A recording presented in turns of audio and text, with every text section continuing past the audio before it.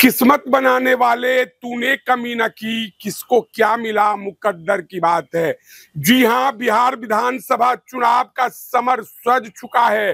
कुरुक्षेत्र में रणभेरी बज चुकी है, लेकिन सबको टिकट मिल गया। लेकिन भूमिहार समाज के बड़े नेता आशुतोष कुमार को बीजेपी ने टिकट नहीं दिया। याद कीजिए, जब बीजेपी कार्यालय में मिलन समारोह का आयोजन किया गया था तो भूमिहार समाज के आशुतोष कुमार और आईपीएस आनंद मिश्रा एक दिन ही बीजेपी में शामिल हुए थे। आनंद मिश्रा को बक्सर से बीजेपी ने टिकट दे दिया, लेकिन आशुतोष कुमार को कहीं से टिकट नहीं मिला। अपने फेसबुक में दर्द को छलकाते हुए एक लंबा चौड़ा पोस्ट लिखते हैं आशुतोष कुमार और कहते हैं कि बीजेपी ने भले मुझे टिकट नहीं दिया, लेकिन इस बात को लेकर खुशी है कि भूमिहार समाज के अधिकांश लोगों को इस बार न सिर्फ बीजेपी ने बल्कि जदयू ने या आरजेडी ने भी टिकट देने का काम किया है। तो पहले जान लेते हैं कि फेसबुक पोस्ट में आशुतोष कुमार लिखते क्या हैं। आशुतोष लिखते हैं, अब परिवारवाद और धनबल के आगे संघर्ष और जनबल का कोई महत्व नहीं रहा। देख लीजिए, आशुतोष कुमार का दर्द छलक उठा।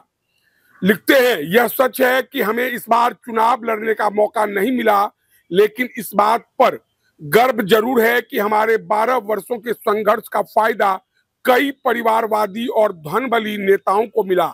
इस बार टिकट वितरण में विगत 50 वर्षों का रिकॉर्ड टूटा और राजद समेत सभी दलों ने भूमिहार उम्मीदवारों को अधिक प्राथमिकता दी। हमारे चाहने वाले संघर्ष के साथी सब बहुत चिंतित थे और विगत एक हफ्ते में हजारों कॉल और मैसेज आए। सबों का बस एक ही सवाल था, भैया इस बार पार्टी आपको कहां से चुनाव लड़वा रही है। आशुतोष कुमार आगे लिखते हैं, एक राजनीतिक पार्टी को क्या चाहिए? कर्मठी, संघर्षशील कार्यकर्ता। साथ साथ यदि बिहार के सभी 243 विधानसभा में उसके व्यक्तिगत वोटर सपोर्टर 1000 से लेकर 5000 तक हो तो फिर क्या ही कहना। लेकिन वो कहते हैं ना कि जंगल में किसी भी पेड़ को कटने का किस्सा नहीं होता यदि कुल्हाड़ी के पीछे लकड़ी का हिस्सा नहीं होता। तो समझ सकते हैं कि आशुतोष कुमार का दर्द टिकट नहीं मिलने के बाद छलक उठा है। आगे लिखते हैं, यह उदाहरण रुपया पैसा बाप दादा के नाम पर राजनीति कर बड़े नेता बने बैठे चंद काले बादलों पर ठीक बैठता है, जो ईर्ष्या और द्वेष के कारण इस तपते सूरज को प्रकाशित होने से रोकना चाहते हैं। उन काले बादलों को मेरा संदेश है कि तुम चंद दिनों के लिए हमारी चमक को अपनी साजिशों से फीकी कर सकते हो, लेकिन इस तप्त सूरज को चमकने से रोक दो, इतनी तुम्हारी औकात नहीं। एक दिन बादल छटेगा और यह सूरज भी चमकेगा, और यह सूरज कोई और नहीं बल्कि आशुतोष कुमार खुद अपने आप को बता रहे हैं। कई साथियों का यह भी सवाल था कि आगे की रणनीति क्या होगी, तो मैं उन तमाम शुभचिंतकों साथियों से निवेदन करना चाहूंगा कि हमने पहले भी कहा था और आज पुनः उस बात को दोहराता हूं कि मैंने अपने संगठन और अपनी पार्टी के अलावा 12 वर्षों से पहली बार कोई दूसरी पार्टी ज्वाइन की है और यह मेरी आखिरी पार्टी भी होगी। यानी आशुतोष कुमार कह रहे हैं कि टिकट नहीं मिला फिर भी वे बीजेपी नहीं छोड़ेंगे। आशुतोष लिखते हैं कि मुझे विश्वास है कि एक दिन यह पार्टी ऐसे लोगों को जरूर चिन्हित करेगी जो स्वयं मगध का मठाधीश बनने के चक्कर में पार्टी और समाज को नुकसान पहुंचा रहे हैं। एनडीए गठबंधन में सीट बंटवारे को लेकर मेरी नाराजगी जरूर है।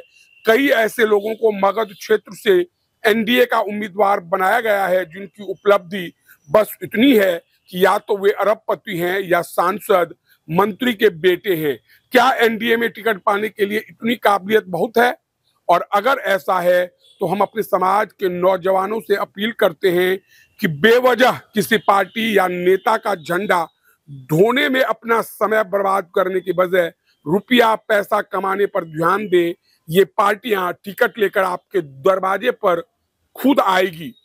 मेरे भाजपा में शामिल होने से किसी अन्य जाति के नेताओं की समस्या नहीं हुई, लेकिन हमारी ही जाति के कई ऐसे मठाधीश हैं जिन्हें बहुत अधिक समस्या है।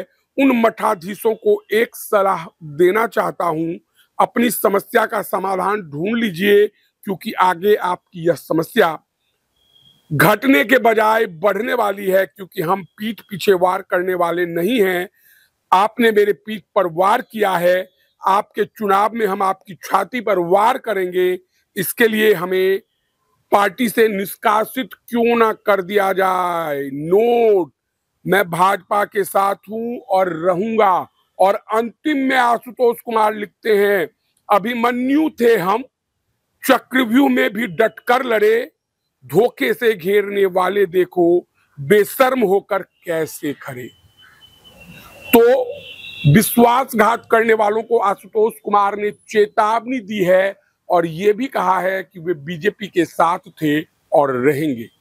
तो बहरहाल देखना दिलचस्प होगा कि चुनाव प्रचार प्रसार के दौरान आशुतोष कुमार को बीजेपी ने टिकट तो नहीं दिया, लेकिन क्या स्टार प्रचारक की सूची में शामिल करती है या नहीं।